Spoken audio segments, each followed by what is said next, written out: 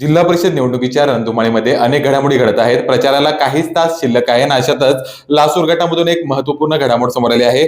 काँग्रेस नाराज होती, तिने पुन्हा उबाटाला पाठिंबा दिलेला आहे. आपल्यासोबत ते काँग्रेसचे पदाधिकारी आहेत, जे उमेदवार होते इच्छुक ते आहेत. काय सांगाल, पुन्हा तुम्ही उद्धव बाळासाहेब ठाकरे पक्षाला पाठिंबा दिला आहे?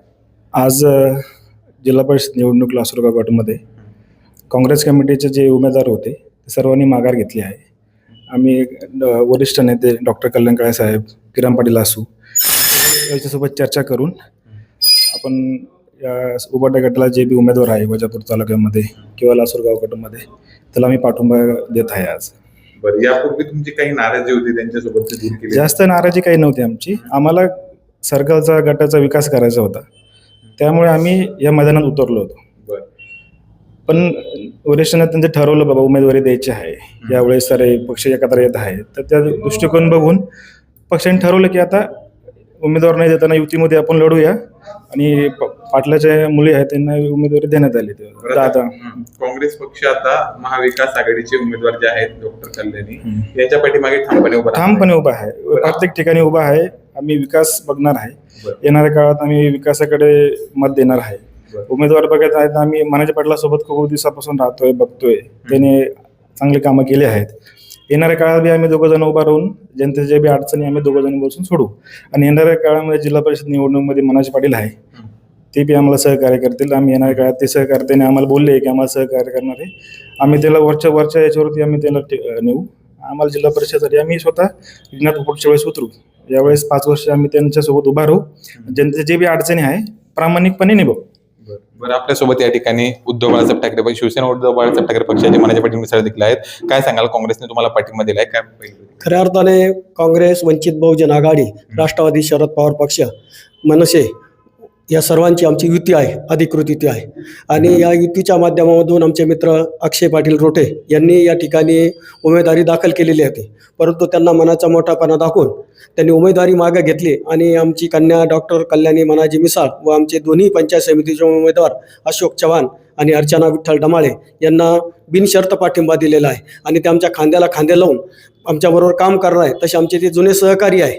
आणि आता भविष्यातही आम्ही सर्कलचा विकासाच्या माध्यमातून दोघंही एकत्रित बरोबर खांद्याला खांदा लावून काम करू.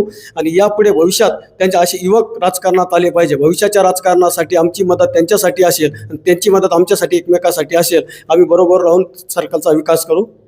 बरं, खरं तर आता वाणी कुटुंबीय भाजपमध्ये आहेत. काल बोरसर येथील सभेत वाणी कुटुंबियांनी भाषण देखील केलं. तिथे मनोज गायके यांच्या सभेमध्ये वाणी कुटुंबीय कुठंतरी वाणी साहेबांना मानणाऱ्या शिवसैनिकांच्या आजही पाठीशी आहे.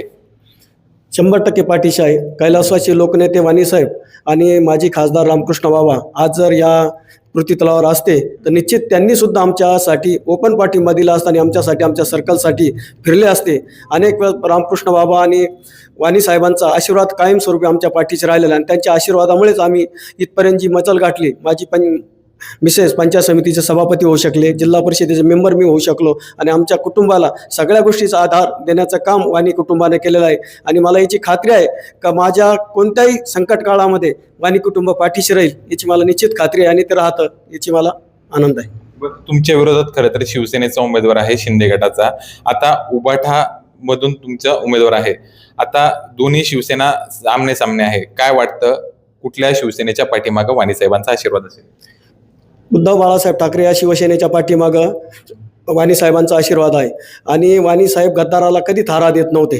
आज आमच्या समोरचे जे उमेदवार आहेत ते पण गद्दार आहे. त्यांचे अख्खं आयुष्य काँग्रेसमध्ये गेलं आणि काँग्रेसने त्यांना भरपूर देऊन सुद्धा गद्दारी त्यांनी केली. आणि शिंदे गटाला म्हणायचं म्हटलं तर त्या गटामध्ये उमेदवार मिळाला नाही. निष्ठावंत गट शिंदे गटाला जर उमेदवार मिळाला असता ते जर आमच्या समोर असते तर अधिक आम्हाला लढाईला मजा आली असती. परंतु निष्ठावंत नसल्यामुळे निष्ठावान विरुद्ध गद्दार अशी ही लढाई. आम्ही निष्ठावंत आहे, समोरचा उमेदवार हा गद्दार आहे. नक्कीच हे होते मनाजी पाटील मिसाळ. आमची लढाई ही गद्दाराविरुद्ध आहे अशी प्रतिक्रिया त्यांच्याकडून देण्यात आली आहे. गौरव धामणे, मराठी पत्र, वैजापूर.